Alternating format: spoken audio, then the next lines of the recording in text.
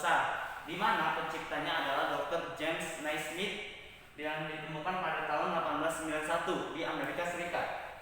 Nah, baiklah, di sini langsung ke teknik dasar. Teknik dasar bola basket itu ada 5. Yang pertama adalah jambol. Jambol adalah teknik dasar memegang bola. Dan yang kedua adalah passing. Passing adalah teknik mengoper bola kepada kawan. Yang ketiga adalah catching. Catching adalah teknik menangkap bola operan dari kawan. Yang keempat adalah dribbling, adalah memantulkan bola ke lantai lapangan atau menggiring bola dengan cara memantulkan bola tersebut.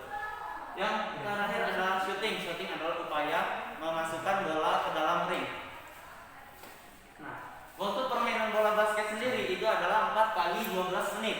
Sedangkan bentuk lapangan bola basket itu persegi panjang dengan panjang 26 meter dan lebar 14 meter. Lalu bentuk bolanya itu lingkaran atau bulat dengan berat 650 gram.